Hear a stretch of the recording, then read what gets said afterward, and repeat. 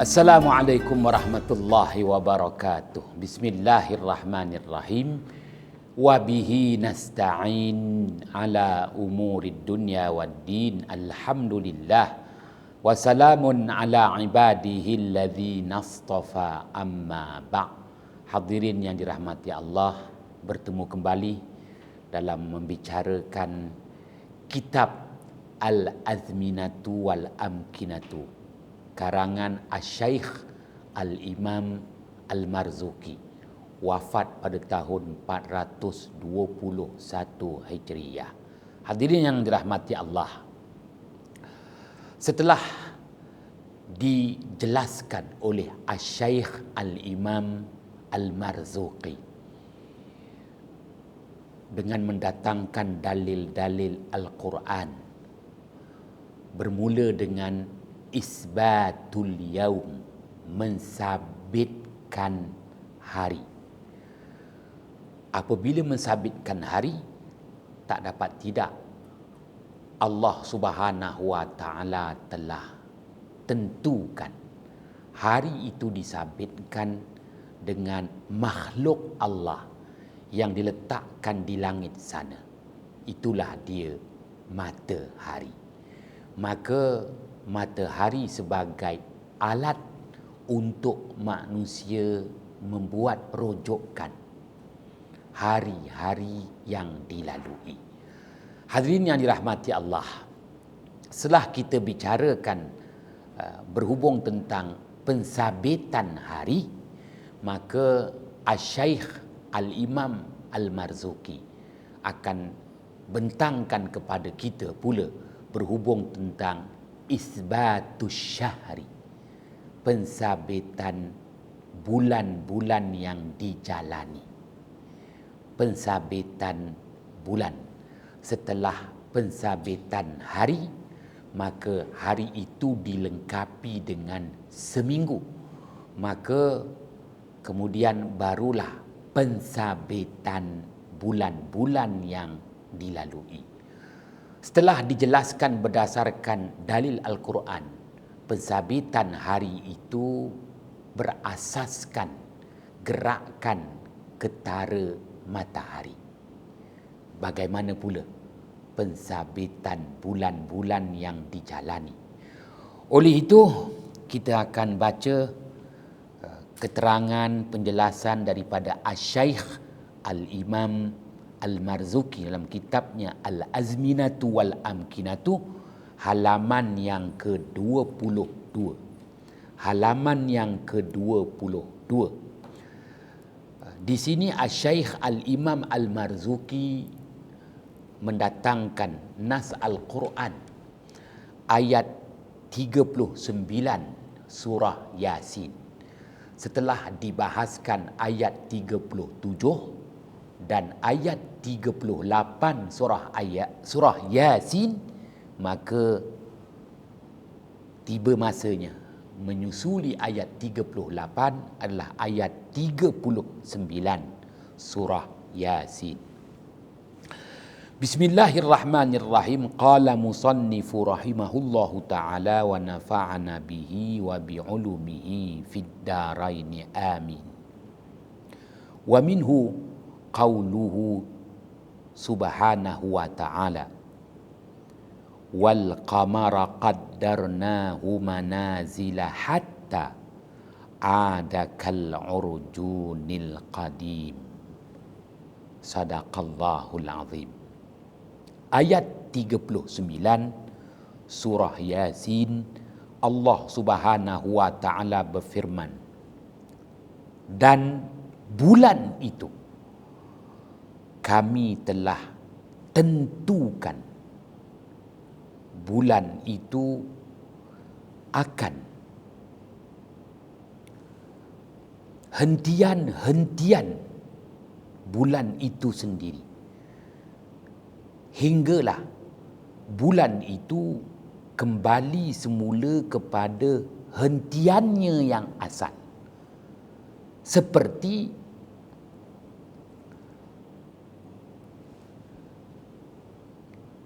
tandan, yakni batang tandan pepohonan korma yang kering dan membengkok.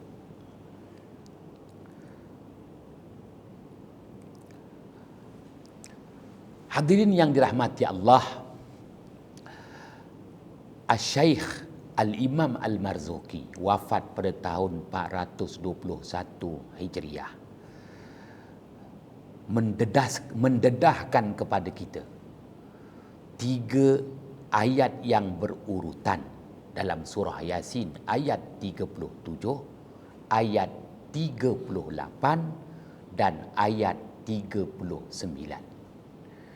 Ianya berurutan kerana ada di situ hubungan antara ayat 37 ada hubungan dengan ayat 38, begitu juga dengan ayat 39 surah Yasin.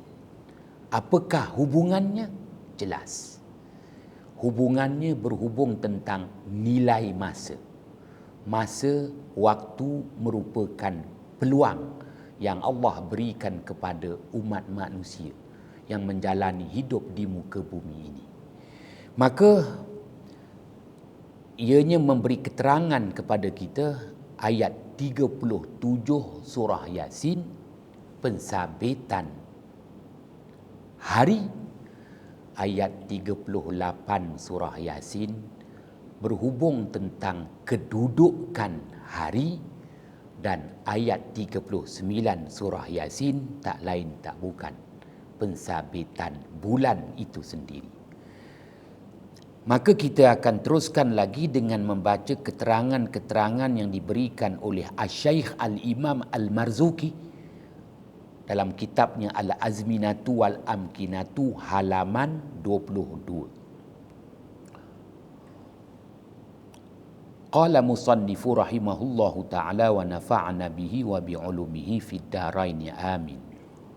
Udul azqi allazi tusamma al-kibasah tarkabuhu asyamarikh misluhu al-akthul wal-azkul min al-azqi fa iza jaffa wa qadama daqqa wa saghara wahina izin yushabbihul hilalu fi awali syahri wa akhirihi.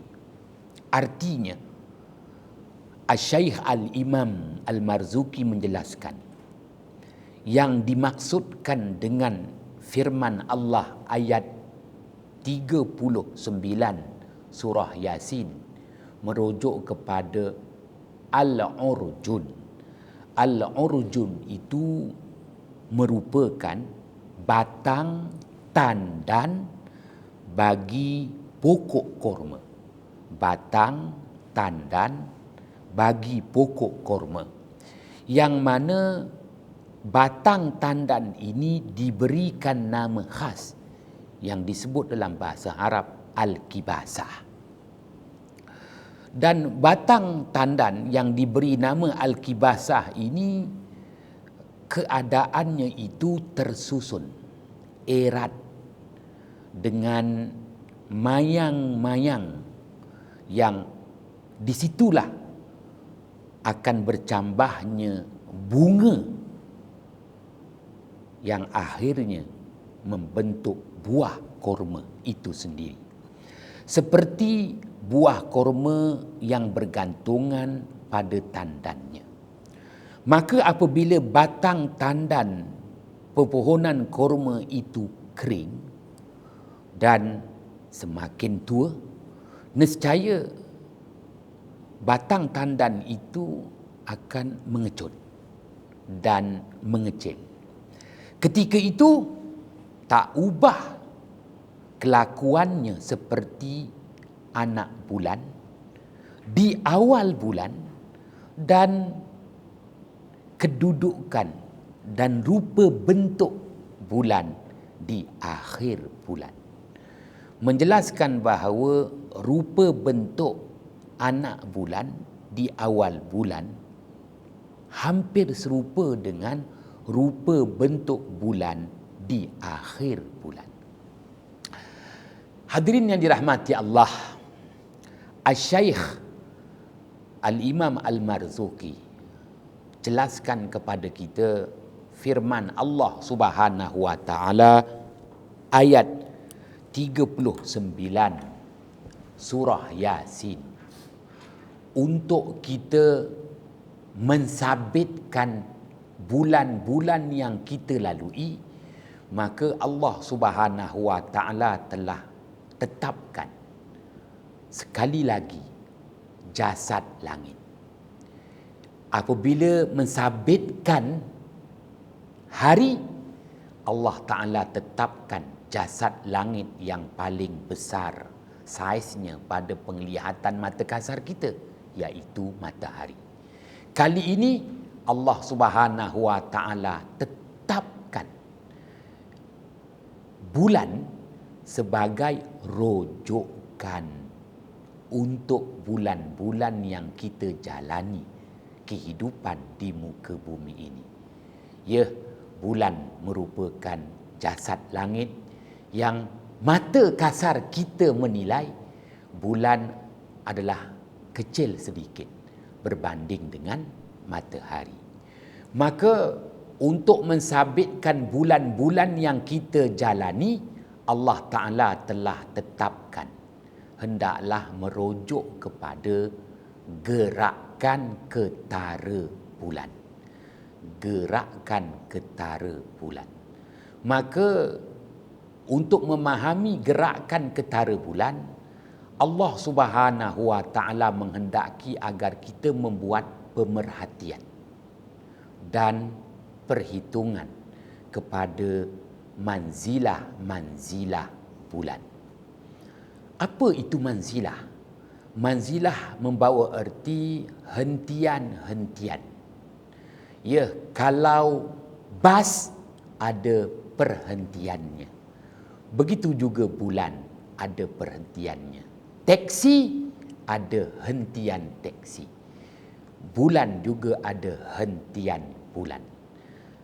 Yang kita faham apabila sebut hentian, hentian bas, di situlah bas akan berhenti, menamatkan perjalanan dan memulakan perjalanan.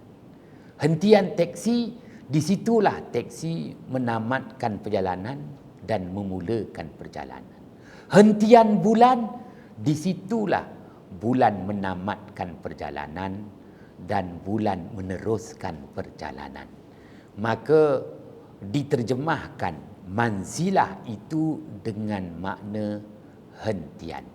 Manzilah bulan, hentian bulan. Hadirin yang dirahmati Allah, Asy-Syaikh Al-Imam Al-Marzuqi jelaskan kepada kita, apabila kita mula memahami berhubung tentang hentian bulan, maka untuk memahami tentang hentian-hentian bulan ini, Allah Subhanahu wa taala menghendaki agar umat manusia amnya, masyarakat Arab khasnya, merujuk kepada keadaan batang tandan pepohonan kurma. Batang tandan pepohonan kurma. Apabila kita memahami hal ehwal batang tandan pokok kurma, dan kita juga memahami al-ma'al,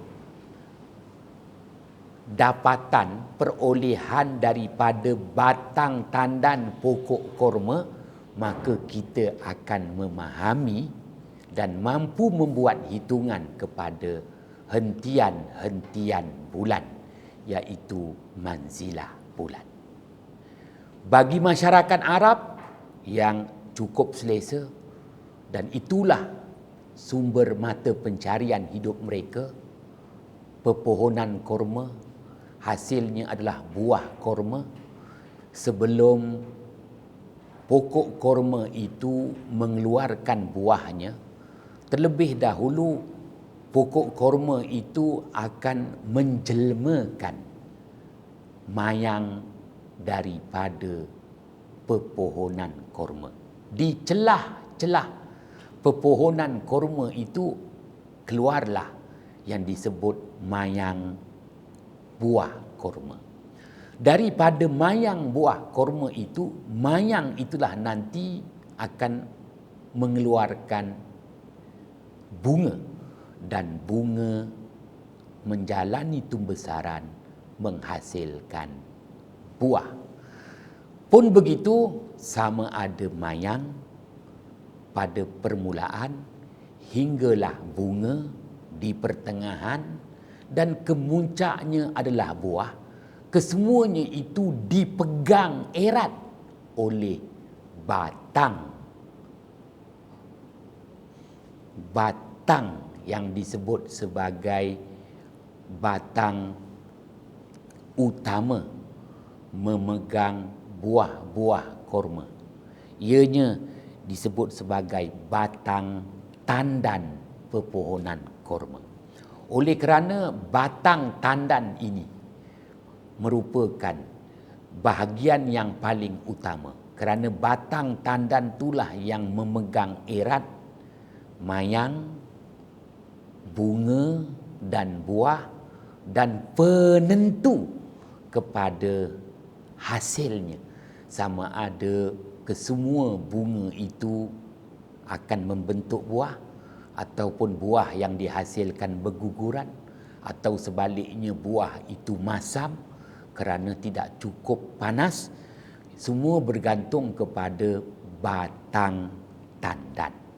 Maka masyarakat Arab menamakan batang tandan itu dengan nama khas, al-kibasah. Dan tandan itu disebut dalam bahasa Arab al-azqu.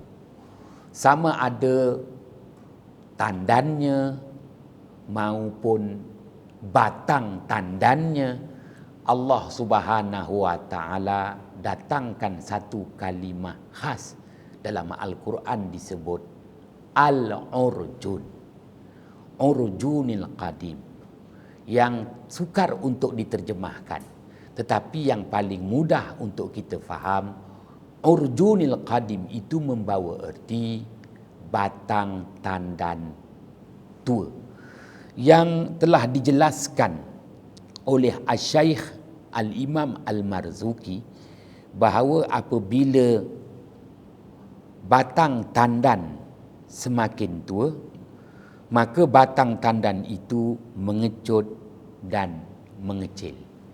Pada ketika itu dapat dilihat bahawa buah-buah kurma mula ranum masak. Maka nak mengetahui sama ada buah kurma sudah ranum masak atau belum, perlu merujuk kepada batang tandan yang Allah sebut dalam Al-Quran al-urjun, urjunil qadim. Hadirin yang dirahmati Allah, oleh itu Asy-Syaikh Al-Imam Al-Marzuki menjelaskan lagi maksud ayat 39 surah Yasin. Bagi memahami manzilah bulan, kita perlu memahami keadaan batang tandan pepohonan kurma. Kerana batang tandan pepohonan kurma itu akan mengalami perubahan pada detik awal pembentukan mayang dan hinggalah detik akhir buah-buah kurma itu ranum masak. Pun begitu, batang tandan tetap namanya batang al-kibasah, yang disebut juga dalam Al-Quran urjun. Maka ianya menjelaskan kepada kita, apabila sebut batang tandan, ianya memberi maklumat penting untuk kita memahami berhubung tentang al-hal, hal ehwal bulan itu sendiri.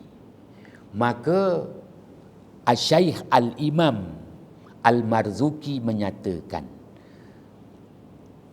rupa bentuk, tasyakul bentuk, tasawur rupa anak bulan itu boleh dibuat perbandingan dengan tasyakul tasawur, rupa, bentuk dan rupa pada batang tandan.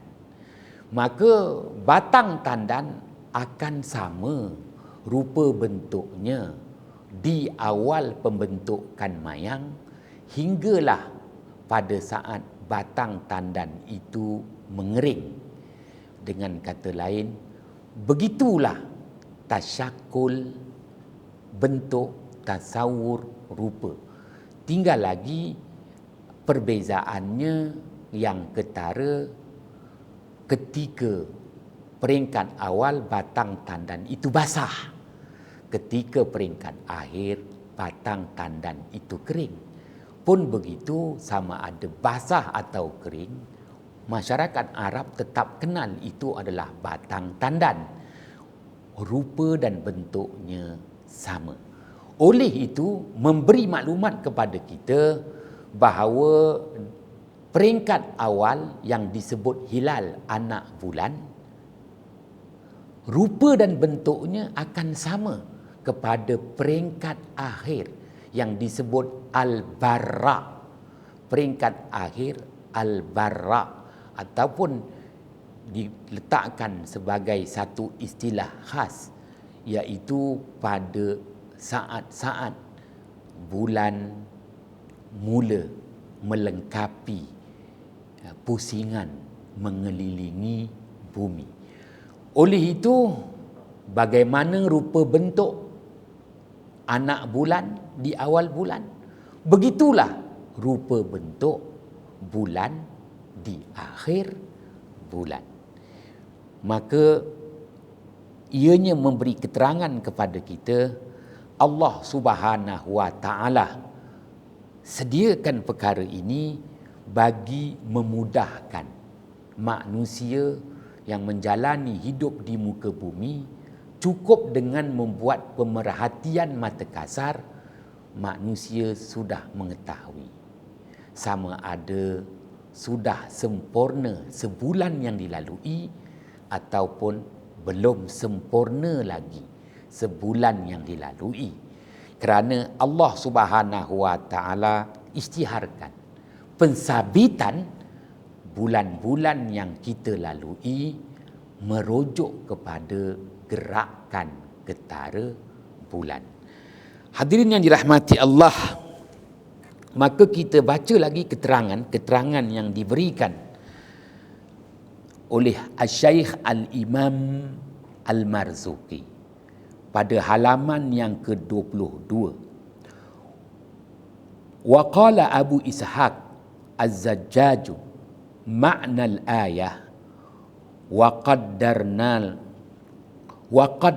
al-qamar fi manazilihi al-thamaniyah wal-ishrin wa fi ma'khadhuhi min du'i syamsi fakana fi awali matla'ihi daqiqan dha'ilan fala yazalu nuruhu yazidu hatta takamala 'inda ittisafi syahri badran wa imtila'uhu min al-muqabalati nuran summa akhadha fi an-nuqthani bi mukhalafatihi al-muhadzati wa tujawizuhu laha hatta 'ada ila misli halihi al-ula min ad-diqqati wad-du'ulati wa dhalika kulluhu fi manazihi al-thamaniyati wal-ishrin li'annahu rubama istatara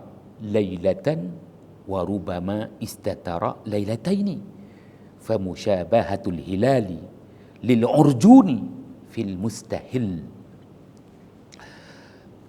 Artinya, berkata Asy-Syaikh Al-Imam Abu Ishaq Az-Zujjaj, guru kepada Asy-Syaikh Al-Imam Al-Marzuqi, makna ayat 39 surah Yasin, kami telah tetapkan bulan itu pada kedudukan bulan dengan 28 perhentian yang perlu bulan itu lalui bagi melengkapkan perjalanan sebulan. Dan pada kedudukan tersebut, bulan mendapat cahaya matahari. Oleh itu, bulan pada awal terbitnya dengan rupa bentuk yang kecil dan meraih sedikit cahaya. Maka akan bertambah-tambahlah cahaya bulan dari hari ke sehari, sehingga sempurna cahaya yang diraih oleh bulan itu di pertengahan bulan nanti. Cahaya bulan itu merupakan cahaya bulan penuh purnama, dan rupa wajah hadapan bulan cahayanya amat bersinar. Kemudian bulan mula mengalami susutan selepas pertengahan bulan.